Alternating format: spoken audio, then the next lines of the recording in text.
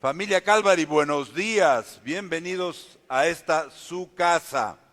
Si alguien necesita una Biblia, por favor, levanten su mano para hacerles entrega de una Biblia. Ya saben que aquí en Calvary Chapel queremos que ustedes puedan comprobar que lo que estamos enseñando desde el púlpito es la verdad y nada más que la verdad. Así que mantengan su mano levantada si alguno de ustedes necesita una Biblia. También quiero pedirles, como siempre, que por favor apaguemos nuestros celulares durante este tiempo. Vamos a estar no más de 2 horas, así que no hay necesidad. La persona puede esperar. Los que ya tienen su Biblia, por favor, abran en el libro de Hechos, capítulo 5.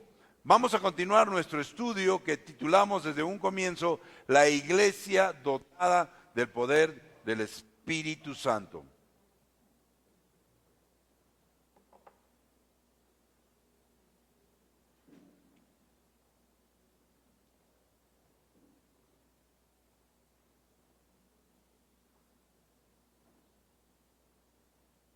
Ya todos tienen su Biblia en la mano. Vamos entonces a orar para entregar este tiempo al Señor. Querido Dios, te damos gracias por este día, Señor. Primero que nada pedimos la unción de tu Espíritu Santo sobre cada uno de nosotros, Señor, para que a través de tu Espíritu Santo podamos entender tus verdades, Señor. Y de esa manera podamos, Señor, ser transformados, corregidos, Señor, por tu palabra, Padre Celestial, que es una espada de doble filo y penetra hasta lo más profundo de nuestro ser, Señor. Yo oro para que el mensaje de hoy día, Señor, toque nuestros corazones, Señor, y nos hables a través de él, Señor, y nos des instrucciones también de lo que tenemos que hacer, Padre Celestial. Yo oro agradecido por este tiempo, Señor. Pido que quitas cualquier distracción que pueda interrumpir que el mensaje llegue a nosotros con claridad, Señor. Oramos agradecidos en el bendito nombre de nuestro Señor Jesucristo. Amén, amén. Solo para recordarles que las actividades de Navidad, para que se inscriban, si alguno de ustedes tiene las intenciones de acompañarnos, para poder pedir el transporte correspondiente, y también ahí hay una caja afuera si alguien quiere donar cualquiera de las cosas, cocoa, leche, panetón, lo que fuere, ahí hay una caja y ahí lo pueden dejar. Si alguien quiere donar en efectivo, lo pone en un sobre y dice para alcances navideños y lo pone en la cajita de los diezmos también. ¿Ok?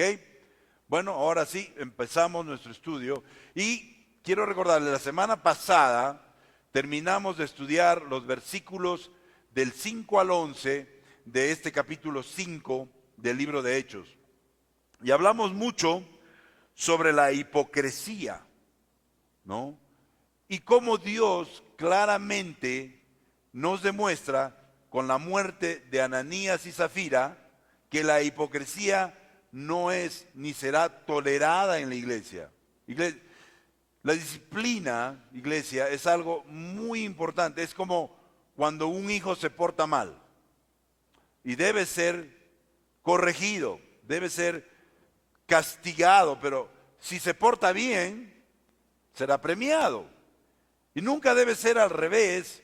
Y es más, el libro de Proverbios 22:6 nos recuerda cuando nos dice, instruye al niño en el camino correcto y aún en su vejez no lo abandonará. Y esto quiere decir que si la persona tiene una base sólida, fundamentada en la palabra de Dios, aún de viejo, aún de adulto, no se desviará. Y si se desvía, tarde o temprano regresará a los caminos del Señor. Luego lo vemos también en Proverbios 29, del 15 al 17, que dice, la vara de la disciplina imparte sabiduría, pero el joven malcriado avergüenza a su madre. Cuando aumentan los impíos, también aumenta el pecado, pero los justos presenciarán su caída. Disciplina a tu hijo y te traerá tranquilidad, te dará muchas satisfacciones. Y esto es importante, iglesia, Porque cuando nosotros no corregimos el pecado a tiempo y más bien lo dejamos pasar, estamos dando un mensaje de que está bien, síguelo haciendo, no importa. No. Ese mensaje dice que está bien, que pueden seguir haciéndolo. Y entonces, como dice el texto, cuando aumentan los impíos, también aumenta el pecado. Esto quiere decir que cada vez el pecado va a ser más grande hasta que llega la muerte. Y eso es importante, iglesia. Tenemos que corregir el pecado a tiempo, ya sea en nuestros hogares, ya sea en la iglesia. El pecado tiene que ser corregido porque si no va a crecer y va a llegar la muerte. Y no solamente hablo de la muerte física, hablo de la muerte espiritual también. Vamos a leer entonces el versículo 12 de este capítulo que dice: por medio de los apóstoles ocurrían muchas señales y prodigios entre el pueblo. Esto no significa, iglesia, que de repente los apóstoles tuvieran más poder. No, esto no significaba que el pueblo tenía más fe y ánimo. El pueblo creía más en el poder de Dios a través de los apóstoles. Por eso dice, por medio de los apóstoles. Y por eso ocurrían muchas señales y prodigios entre el pueblo. Dios seguía contestando la oración que ellos hicieron, si recuerdan, en Hechos 4:30, cuando ellos pidieron, por eso, Señor, extiende tu mano para sanar y hacer señales y prodigios mediante el nombre de tu santo siervo Jesús. Iglesia, Dios seguía contestando esta oración. Y si se dan cuenta, Dios estaba haciendo milagros. Y estos milagros eran las credenciales de los apóstoles. En otras palabras, los milagros los identificaban como instrumentos de Dios. Y la gente podía ver esos milagros y experimentarlos. Recordemos que la iglesia de aquel tiempo no tenía toda la revelación escrita, o sea, no se había escrito todavía el Nuevo Testamento, no tenía la Biblia a la mano, como la tienen ahora ustedes, como la tenemos ahora nosotros. Y por eso su inspiración estaba en los hombres, o sea, en los milagros que Dios hacía a través de ellos. Si preguntamos a muchos religiosos acerca de su opinión de estos milagros, quizás dirían que los milagros de sanidad eran muy bonitos y preferibles al milagro de matar a 2 miembros como Ananías y Zafira. Pero ante los ojos de Dios, el milagro de castigar, de corregir un mal comportamiento era tan necesario e importante como la bendición de los milagros de sanación. Cuando el pecado de algún miembro se tolera, se permite, la iglesia está manchada y Dios no bendice. Pero sí podemos ver los efectos positivos de la disciplina. Podemos ver cómo Dios bendice ricamente. Dice el texto, lo acabamos de leer, muchas señales y prodigios, muchos milagros de sanidad, muchos, al punto que no se podían contar. La disciplina produjo el avivamiento. La disciplina produjo y promovió la unidad entre los hermanos. Fueron respetados aún más y hubo más crecimiento. Si hoy en día la disciplina no produce un fruto positivo en la iglesia, quizás nos preguntemos cuál sería la causa. Quizás será que los miembros de la congregación que practica la disciplina no son lo suficientemente maduros y espirituales, sino más bien carnales. En otras palabras, no están convertidos, sino convencidos. O quizás será porque no hay respeto por los ancianos o líderes que la llevan a cabo. O sea, hay rebeldía. O quizás será por la falta de consecuencia imparcial, es decir, a ciertos miembros se les disciplina y a otros no. O ciertos pecados se condenan y otros no.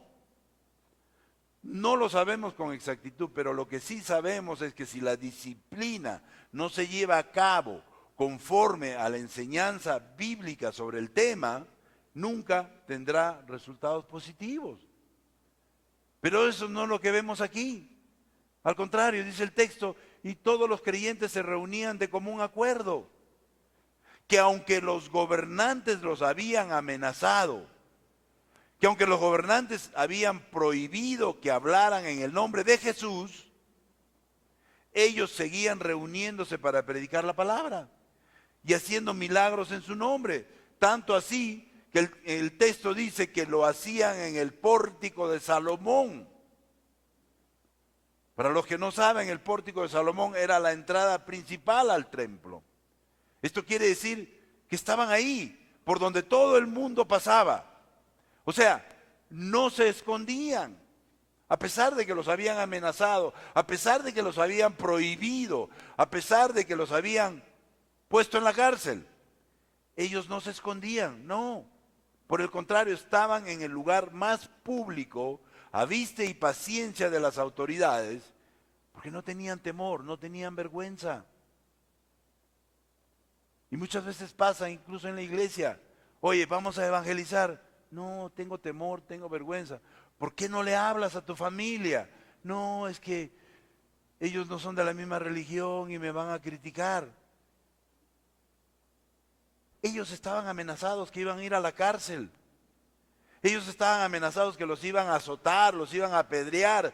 Sin embargo, no les importó. Para ellos más importante era llevar la palabra. Para ellos más importante era que la gente se salve, aún a costa de perder la vida o su libertad. Dice el versículo 13 que nadie entre el pueblo se atrevía a juntarse con ellos, aunque los elogiaban. Interesante. Los que son como Ananías y Zafira, que no quieren hacer la voluntad de Dios, se alejan de los cristianos.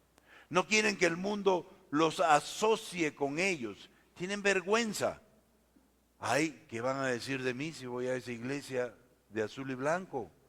Ay, me van a sacar del club. Ya no voy a ser parte de ese grupo. No. No querían que los asocien con ellos. Y el libro de Juan 3, del 19 al 21 nos dice, esta es la causa de la condenación, que la luz vino al mundo, pero la humanidad prefirió la oscuridad a la luz, porque sus obras eran malas. No quieren dejar el pecado, porque es agradable. Pues todo el que hace lo malo aborrece la luz y no se acerca a ella por temor a que sus obras queden al descubierto. En cambio, el que practica la verdad se acerca a la luz para que se vea claramente que ha hecho sus obras en obediencia a Dios. Iglesia, el que está en la oscuridad, cuando se acerca a la luz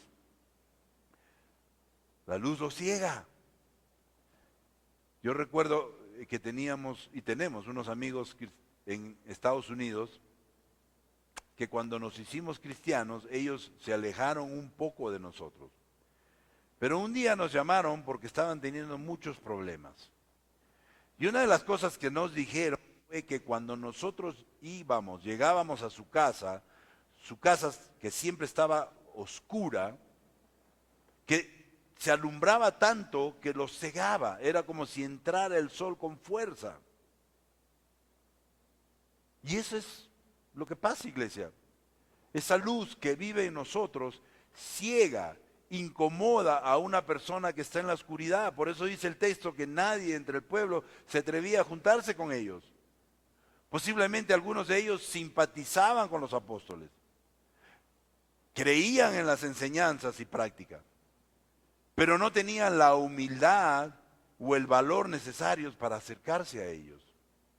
Es algo que sucede en la actualidad con nosotros. Mucha gente nos conoce, sabe que somos cristianos, nos respetan, nos saludan en las calles, pero no se atreven a acercarse más, porque no quieren dejar sus prácticas de pecado. Si yo me convierto, si yo voy a esa iglesia y me hago cristiano, ya no voy a poder chupar, ya no voy a poder hacer esto, ya no voy a poder hacer el otro. Ayer tuvimos un matrimonio donde no hubo licor. Sin embargo, nos divertimos igual, nos gozamos. Tenían temor. Habían escuchado o visto lo que les había pasado a Ananías y Zafira. Así que pudieron ver claramente que no convenía el discipulado falso. Y que la iglesia de Cristo no era un buen lugar para hipócritas. Tampoco se animaban los enemigos a entrar en la iglesia para espiar y hacer daño como miembros. Sin embargo, los humildes alababan. Había más respeto y más temor porque ya sabían que pecadores como Ananías y Zafira serían castigados. Los de afuera quizás estaban pensando, esta es una verdadera iglesia cristiana. Esta es una iglesia que no tolera el pecado cuando es descubierto, cuando sale a la luz. Y en realidad esta es una gran verdad, ya que debe haber respeto y temor en cada iglesia de Cristo.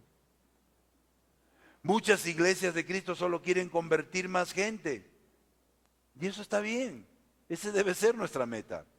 Pero este versículo nos da la regla número 1. Que todos los miembros sean fieles. Mejor dicho, que todos los miembros sean de buen testimonio. ¿Para qué? Para que los de afuera respeten la iglesia. Desde luego, algunos miembros que respetan la iglesia no obedecen el evangelio. Pero si no hay respeto por la iglesia, nadie obedecerá. El libro de 1 de Timoteo 4:12 nos dice que nadie te menosprecie por ser joven. Al contrario, que los creyentes vean en ti un ejemplo a seguir en la manera de hablar, en la conducta, en amor, fe y pureza. Iglesia, no es suficiente con decir que somos cristianos. Debemos ser de buen testimonio, porque al serlo, como dice el versículo 14, estaba atrás, seguían aumentando el número de los que creían en el Señor. ¿Se dan cuenta? El buen testimonio, la disciplina aplicada al pecado que se practica, aumenta el número de los que creían en el Señor. Miren que nos dice, aumenta la cantidad de gente que viene a la iglesia. Dice que aumenta el número de creyentes. Y esa es y debe ser nuestra meta, iglesia. Que aumenten los creyentes. Hay hermanos que no creen en la disciplina. Creen que tal acción resultará en perder miembros y visitantes. Y quizás por eso no lo practican. Ay, mejor me quedo callado, no va a ser que me quede sin gente. Y no es así. Tenemos que ser obedientes al mandato de Dios. Sin embargo, como dice el texto, seguían aumentando el número de los que creían al Señor. Por eso, toda iglesia debe tomar muy en serio estos buenos resultados de la disciplina. Porque es disciplina bíblica. Ya que al podar, al limpiar, a veces es necesario para crecer. Hace un tiempo vino a visitarnos mi cuñada, se llama Rocío, y vio uno de los helechos que tenemos en mi casa que se estaba muriendo. Sus hojas estaban secas y nos dijo, hay que podarla para que vuelva a crecer sana y fuerte. Y así fue. Ese helecho creció y ahora es una planta sana y fuerte y bonita. Por eso la iglesia, la disciplina, sirvió para convencer a la gente a que se arrepintieran y recibieran a Cristo como su Señor y Salvador. Probablemente los sinceros estaban pensando, Dios está con esta iglesia. El pecado no se tolera aquí. Yo quiero ser salvo y quiero llevar una vida santa. Y por eso quiero formar parte de este grupo. Yo sé que me ayudarán a crecer espiritualmente porque son gente muy sincera. Pero los que solamente buscaban una religión de conveniencia, una religión donde todo era permisible, Una religión donde podían hacer lo que se les diera la gana, de esas que todos conocemos, esos no se acercaban. Esos, como dice el texto, no se atrevían a juntarse con ellos, porque no les convenía, porque no querían dejar el pecado, porque el pecado era muy agradable, porque aún sabiendo que estaba bien, preferían el mal. El apóstol Pablo precisamente nos dice en el libro de Romanos 7, del 19 al 24, de hecho, no hago el bien que quiero, sino el mal que no quiero. Y si hago lo que no quiero, ya no soy yo quien lo hace, sino el pecado que habita en mí. Así que descubro esta ley, que cuando quiero hacer el bien, me acompaña el mal. Porque en lo íntimo de mi ser me deleito en la ley de Dios, pero me doy cuenta de que en los miembros de mi cuerpo hay otra ley, que es la ley del pecado. Esta ley lucha contra todo lo que considero bueno y me tiene cautivo. Soy un pobre miserable. ¿Quién me librará de este cuerpo sujeto a la muerte? Pablo estaba consciente que el pecado era agradable y que tenía que luchar con el pecado todos los días. Y sabía que su carne quería otra cosa, pero él quería agradar a Dios. Y esa es la pregunta que hacemos siempre. ¿A quién queremos agradar? ¿A Dios o a nuestra carne? Dice el versículo 15, era tal la multitud de hombres y mujeres, escuchen bien, que hasta sacaban a los enfermos a las plazas y los ponían en camillas para que al pasar Pedro, por lo menos su sombra cayera sobre alguno de ellos. Interesante. El autor de este libro, el apóstol Lucas, deja de usar números en este pasaje y dice simplemente multitud. Anteriormente había dicho que el número de los varones era como 5,000, pero ahora dice, era tal la multitud de hombres y mujeres. Aquí incluye a las mujeres, como dando a entender que las mujeres también eran y son importantes en la iglesia de Cristo. Y de ser así, el número de nuevos creyentes entonces que decían era 5,000, ahora se duplica o fácilmente se triplica, ya que son más las mujeres que se convierten que los hombres. Más son las mujeres que los hombres las que se comprometen a servir en el ministerio. Algo que desgraciadamente lo vemos incluso en la iglesia de hoy. Algo que debería ser al contrario, pero que desgraciadamente no lo es. Aquí la gente tenía mucha confianza en los apóstoles y les interesaba el contacto con ellos. Así que dice el texto, para que al pasar Pedro, por lo menos su sombra cayera sobre alguno de ellos. Asumiendo que las personas fueran sanadas, aparentemente, incluso la sombra de Pedro vino a ser un contacto donde las personas usaban su fe en Jesús como sanador. Parece que la gente entendió bien lo que dijo Pedro en Hechos 3, del 12 al 16, cuando dijo, al ver esto, Pedro dijo, pueblo de Israel, ¿qué les sorprende lo que ha pasado? ¿Se acuerdan del paralítico? ¿Por qué nos miran como si por nuestro poder o devoción hubiéramos hecho caminar a este hombre? El Dios de Abraham, de Isaac y de Jacob, el Dios de nuestros antepasados, ha glorificado a su siervo Jesús. Ustedes lo entregaron y lo rechazaron ante Pilato. Aunque éste había decidido soltarlo, rechazaron al santo y justo y pidieron que se indultara a un asesino. Mataron al autor de la vida, pero Dios los levantó de entre los muertos. Y de eso nosotros somos testigos. Por la fe en el nombre de Jesús, Él ha restablecido a este hombre a quien ustedes ven y conocen. Esta fe, que viene por medio de Jesús, lo ha sanado por completo, como les consta a ustedes. Iglesia, la gente entendió bien lo que dijo Pedro, que es Jesús quien sana, aún si hace su obra sanadora a través de sus apóstoles. Para la multitud, el hecho de que Pedro tocara a sus enfermos o que al menos su sombra cayese sobre alguno de ellos era importante, ya que tenían fe, creían que iban a ser sanados. Y lo que quiero que estemos claros, iglesia, es que esto no era una superstición o una idolatría, ya que si Dios hubiera visto su conducta de esa manera, seguramente se había pronunciado a través de Pedro con alguna palabra de exhortación o corrección, pero no fue así. En cuanto a la sombra de Pedro, podemos ver en el libro de Mateo 9, del 20 al 22, que dice: en esto una mujer que hacía 12 años padecía de hemorragias, se le acercó por detrás y tocó el borde de su manto. Jesús se dio vuelta, la vio y dijo: ánimo, hija, tu fe has sanado. Y la mujer quedó sana en aquel momento. Entonces, ¿qué significa esto? Si la ropa de Jesús y Pablo o la sombra de Pedro sanaban, fue por la voluntad de Dios y no porque había algún poder sobrenatural en tales artículos. Estemos claros, iglesia, no es necesario menospreciar la importancia de la sombra de Pedro ni la ropa de Pablo y Jesús, porque aún los apóstoles mismos eran simplemente instrumentos, al igual que nosotros, en las manos del Señor para sanar.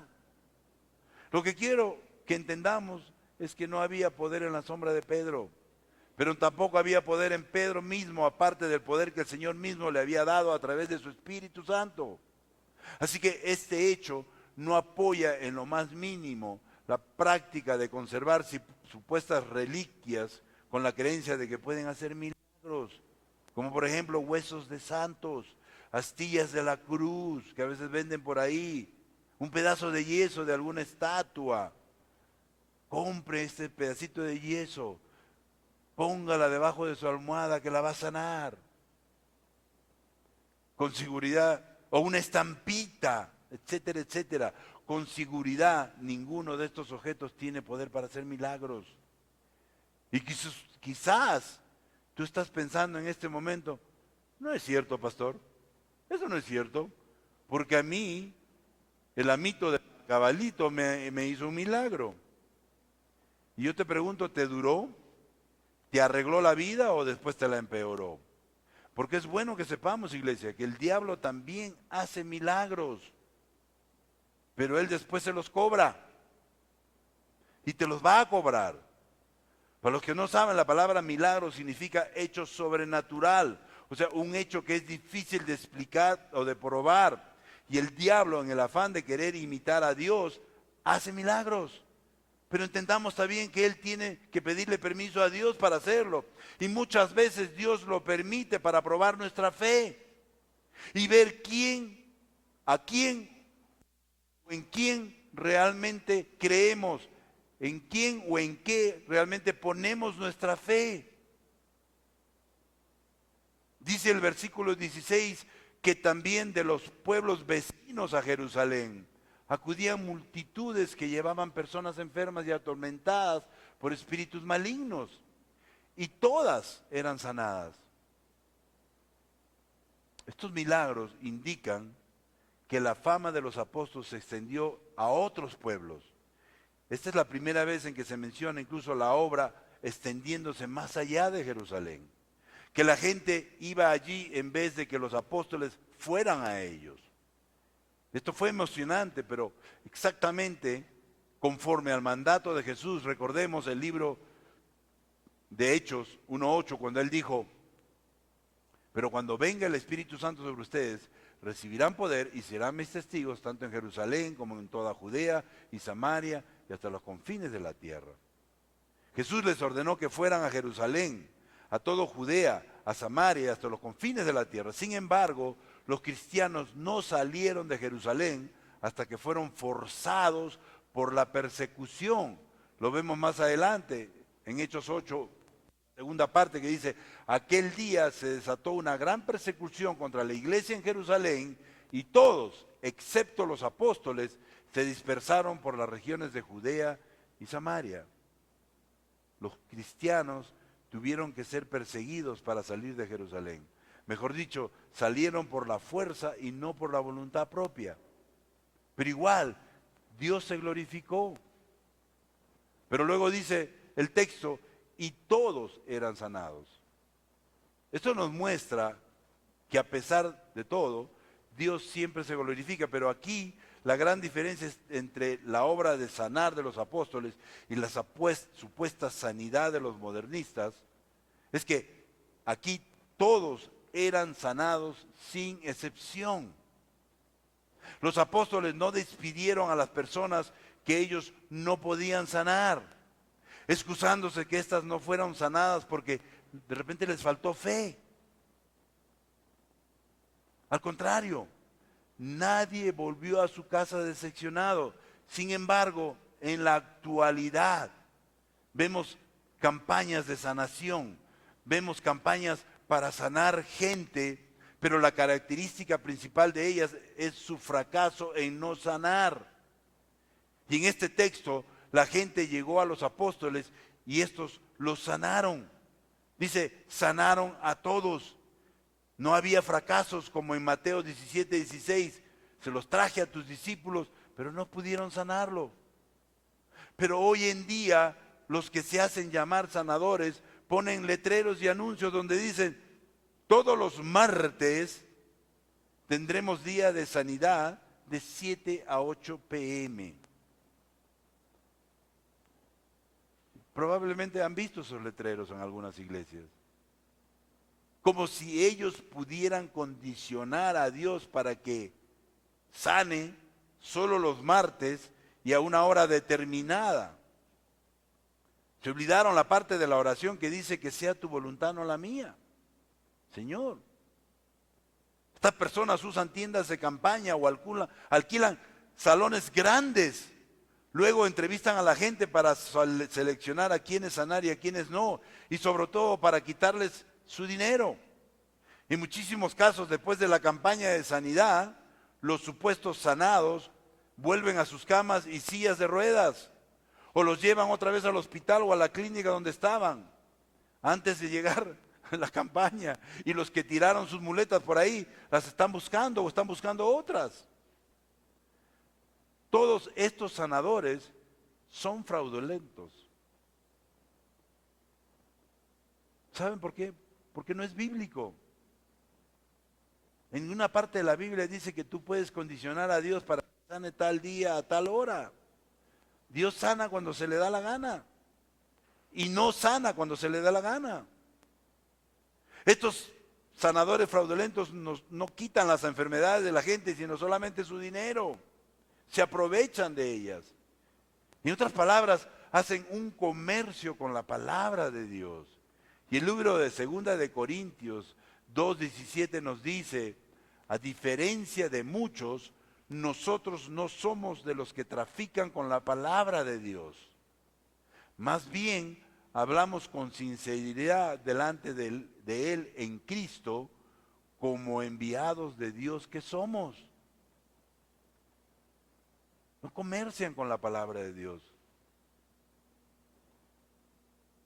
Al contrario, hablan con sinceridad. Y dicen los versículos 17 y 18, el sumo sacerdote y todos sus partidarios que pertenecían a la secta de los saduceos se llenaron de envidia. Entonces arrestaron a los apóstoles otra vez y los metieron en la cárcel común. Iglesia, era de esperarse que esto sucediera, ya que cuando hay avivamiento, hay persecución, está garantizado. Recordemos, iglesia, que estos rechazaban la resurrección, y el tema principal de los apóstoles era precisamente la resurrección de Jesucristo. Así que por esta causa, los saduceos, para los que no saben, el grupo de judíos integrado por la clase aristocrática, estaban enfurecidos contra los apóstoles. No era para menos. Dice el texto, se llenaron de envidia. Los saduceos estaban furiosos, celosos, preocupados más que nada. ¿Por qué? Porque si el pueblo aceptaba la resurrección de Cristo, entonces la casa de los saduceos caería por su propio peso. Por eso se llenaron de envidia. por causa del gran éxito de la obra de los apóstoles. Y también porque las órdenes que habían dado a ellos fueron totalmente ignoradas. Muchos sanaron, muchos obedecieron al Evangelio y posiblemente incluso algunos de ellos mismos. Y los apóstoles trabajaban bajo la gracia de Dios. Entiendan eso, trabajaban bajo la gracia de Dios, pero tenían que afrontar la malicia del infierno. Los apóstoles se llenaron del Espíritu Santo, pero sus enemigos se llenaron del espíritu satánico. Y por eso tenían envidia y también odio. La envidia, el celo de estos judíos no se puede comparar con el celo de Pablo en 2 de Corintios 11:2, cuando dice: el celo que siento por ustedes proviene de Dios. El celo que sentían los judíos provenía del diablo. El celo de Pablo provenía de Dios. Tengo prometidos a un solo esposo, que es Cristo, para presentárselos como una virgen pura. Iglesia, el celo de ellos no provenía de Dios, ya sabemos, provenía del enemigo. El problema era que los apóstoles habían ganado el favor del pueblo y por eso el control y la influencia de los gobernantes disminuían. Desde luego todos los judíos que se convertían a Cristo creían en la resurrección y por eso el número de los saduceos se reducía. El éxito del evangelio, iglesia, siempre provoca envidia a los incrédulos, a los falsos maestros, pero estos no molestan si es una iglesia muerta. Dice el versículo 18 que entonces arrestaron a los apóstoles y los metieron en una cárcel común. ¿Cuántos apóstoles fueron arrestados? El texto no dice, solamente habla de Pedro y Juan, aunque con seguridad los apóstoles no estaban sorprendidos por esta acción, al contrario, probablemente estaban gozosos al saber que la obra de Dios crecía y que el enemigo no estaba contento y la persecución era la prueba de que eso estaba pasando. Un pastor amigo mío siempre decía, si el enemigo no te está molestando, es porque quizás no estás haciendo nada para Dios. Y algo que decimos siempre aquí en la iglesia cuando hay persecución, ¿será que estamos haciendo algo bien? Porque si no, el enemigo no te molesta. El enemigo no molesta a alguien que está realmente metido en las cosas de él. Más que diga que soy cristiano, pero si estás practicando un pecado, el enemigo no te va a molestar, al contrario, te va a dar más de su medicina para que sigas pecando. En los versículos 19 y 20, pero en la noche un ángel del Señor abrió las puertas de la cárcel y los sacó. Vayan, les dijo, preséntense en el templo y comuniquen al pueblo todo sobre esta nueva vida. Observemos la palabra pero, que tantas veces indica la intervención del Señor a favor de sus siervos. Las fuerzas del diablo obraban en contra de los apóstoles, pero las fuerzas de Dios obraban en su favor. El enemigo es poderoso, pero Dios es más poderoso. Dice el texto que un ángel del Señor abrió las puertas de las cárceles y los sacó. Quizás lo leemos y decimos, un ángel del Señor abrió las puertas de la cárcel y los sacó. Pero meditemos en esto. Que un ángel del Señor fuera especialmente a abrir esa cárcel para sacarlos, ¿no? Y el Señor puede abrir, iglesia, el Señor puede abrir cualquier cárcel del diablo que nos detenga. Y puede quebrar cualquier cadena que nos amarre. Decían los saduceos que no hay ángeles, pero dice el apóstol Lucas que un ángel abrió la puerta de la cárcel. La cárcel vacía, iglesia, nos recuerda la tumba vacía. Otra cárcel quedó vacía en la ciudad de Filipos. Y seguramente esta experiencia fortaleció aún más la fe de los apóstoles. Porque podían reconocer que nadie ni nada podía impedir que continuaran su obra. Y lo mismo decimos ahora, iglesia, nada ni nadie puede impedir que continuemos la obra. Ya lo han intentado y lo siguen intentando, pero la obra de Cristo no la puede impedir nadie. Juan 19:11 nos dice: no tendrías ningún poder sobre mí si no se te hubiera dado de arriba, contestó Jesús. Por eso el que me puso en tus manos es culpable de un pecado más grande. El mismo enemigo no tendría poder si no se hubieran dado desde arriba. Luego dice el versículo 20, ya lo hemos visto, ya lo hemos leído, el versículo 20 dice: vayan, les dijo el ángel, vayan, preséntense en el templo y comuniquen al pueblo todo sobre esta nueva vida. Si se dan cuenta, no fueron sueltos para seguridad. El ángel no les dijo: vayan y escóndanse, apúrense, métanse en una cueva o salgan de la ciudad. No, el ángel les dijo: vayan, preséntense de nuevo en el templo y comuniquen al pueblo todo sobre esta nueva vida.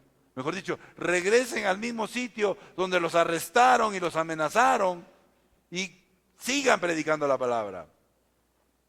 No fueron sueltos por seguridad, fueron sueltos con una misión. Y esa es la misma misión que tenemos cada uno de nosotros si nos llamamos cristianos: comunicar al pueblo todo sobre esta nueva vida que ahora tienen. Comuniquen al pueblo todo sobre esta nueva vida. Esa fue la misión que les dio el ángel. Los apóstoles salen de un lugar de peligro y regresan al mismo lugar de peligro. No era que deberían esconderse, sin embargo, volvieron al lugar más público, al lugar de más peligro para ellos. Iglesia, cuando Dios nos libra de la cárcel, o sea, de aflicciones o dificultades, lo hace para que podamos servirle. Y eso es exactamente lo que les mandó el ángel que hicieran. Los ángeles no predican el evangelio a la gente. Por eso el ángel soltó a los apóstoles que ellos lo hicieran. Y por eso les dijo: comuniquen, anuncien. Depende de tu versión que tengas. Comuniquen, anuncien, como Jesús les había dicho. Lo vemos en Mateo 28:19. Por tanto, vayan y hagan discípulos de todas las naciones, bautizándolos en el nombre del Padre, del Hijo y del Espíritu Santo. Vayan, comuniquen, anuncien. Y quizás la pregunta que tenemos que hacernos todos el día de hoy es: ¿lo estamos haciendo? ¿Estamos yendo a propósito? ¿Estamos siendo intencionales a esta orden que nos han dado de ir y hacer discípulos? No me contesten, pero es una pregunta que debemos hacernos todos. Lo estoy haciendo en el trabajo, lo estoy haciendo en el mercado, lo estoy haciendo en la calle, lo estoy haciendo con mis familiares. Estoy yendo a ser discípulo realmente, estoy anunciando el evangelio, estoy comunicando el evangelio. El ángel les mandó que anuncien todo sobre esta nueva vida. Anuncien aunque los persigan otra vez. Anuncien todo el consejo de Dios. Anuncien la vida verdadera hecha posible por la resurrección de Cristo. Esta es la vida que según los saduceos no existe. Pero esta es la vida que no puede confinarse en alguna cárcel. Según de Timoteo nos dice, 2:9 nos dice: por él que sufro al extremo de llevar cadenas como un criminal, pero la palabra de Dios no está encadenada. Iglesia, la palabra de Dios no está encadenada. Y los apóstoles eran vasos de barro, frágiles y destructibles en cuanto a su vida física, y lo somos cada uno de nosotros, pero llevaban el tesoro del evangelio. Y de esta manera la excelencia del poder no era de los hombres, sino de Dios. Y ellos lo experimentaron cuando la cárcel fue abierta por un ángel. Y los apóstoles, a pesar de la persecución que sufrían, volvieron al templo para predicar el mensaje. Fueron obedientes. Aquí está otro ejemplo de cómo la oración de la iglesia fue contestada. Leamos el versículo del 21 al 24 y con esto terminamos. Que dicen, conforme a lo que habían oído al amanecer, entraron en el templo y se pusieron a enseñar. Cuando llegaron el sumo sacerdote y sus partidarios, convocaron al consejo, es decir, a la asamblea general de los líderes religiosos de Israel, y mandaron traer de la cárcel a los apóstoles. Los apóstoles fueron obedientes al mandato. Fue el mandato que les dio Dios a través de ese ángel. Y por eso decidieron aprovechar el buen interés y ánimo del pueblo. Y así entraron muy temprano al templo para seguir predicando a los primeros que llegaran. Sin duda, predicaron con más ánimo que antes. Imagínense, les abrieron las puertas de la cárcel, un ángel. Ponte en su lugar. ¡Wow! Afuera. Así que, sin duda, predicaron con más ánimo que antes. ¿No lo harías tú? Ya que habían visto y experimentado nuevamente que Dios es más poderoso que los hombres. La pregunta es, ¿lo crees? ¿Crees que Dios es más poderoso que los hombres? Amén. Dice el texto, cuando llegaron el sumo sacerdote y con toda su gente, probablemente Lucas emplea la palabra asamblea general o senado en algunas versiones, para que al que le escribe, a Teófilo y a los otros griegos, entendieran, ya que no estaban acostumbrados a escuchar la palabra Sanedrín. Pero luego les dice, mandaron traer, dice el texto, mandaron traer de la cárcel a los apóstoles. O sea, que hasta ese momento, estos no sabían que los apóstoles ya no estaban en la cárcel. Vayan, traigan a los apóstoles. Y los apóstoles no están en la cárcel, habían salido de la cárcel. Y me pregunto, ¿cómo habrá sido su salida que nadie se dio cuenta? Porque dicen los versículos 22 y 23 que al llegar los guardias a la cárcel no los encontraron. Así que volvieron con el siguiente informe.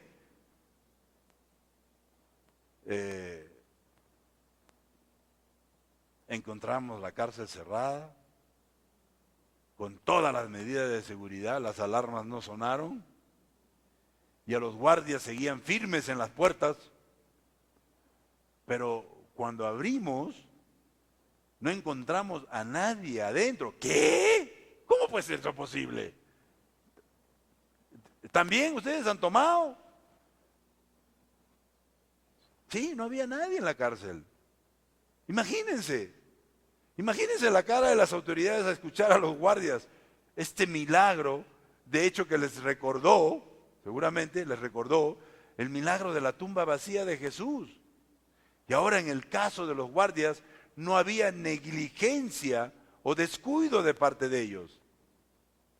Ellos no se fueron, no se quedaron dormidos, no dijeron, ya vengo un ratito ahí, se quedan en la cárcel. No, la cárcel simplemente estaba cerrada y los guardias seguían de pie entre las puertas. Todo estaba en orden, excepto que no había apóstoles adentro. Imagínense, no había apóstoles adentro.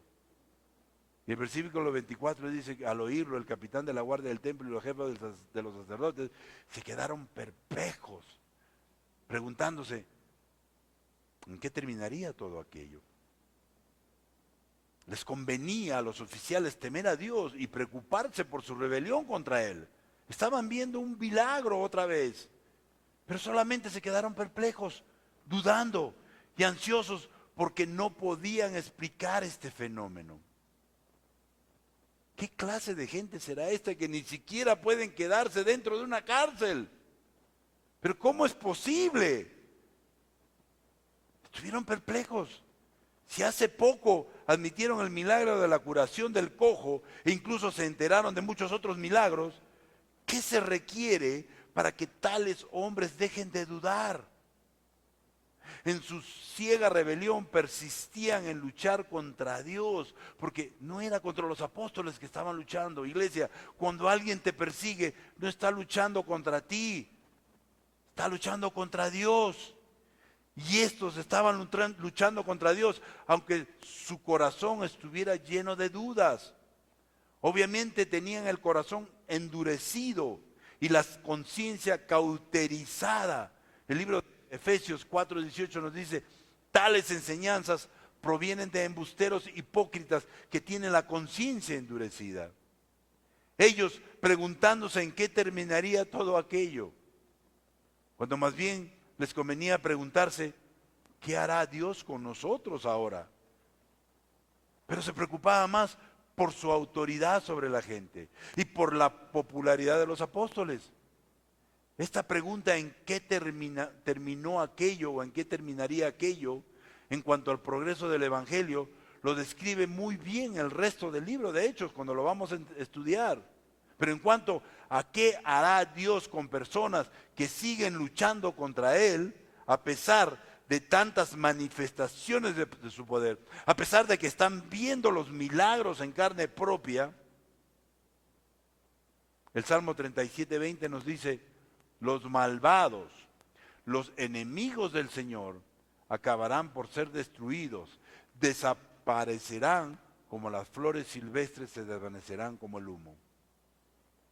Eso es lo que pasará con aquellos que no reciben a Jesucristo como su Señor y Salvador. Eso es lo que pasará con aquellos que se resisten y luchan contra Dios.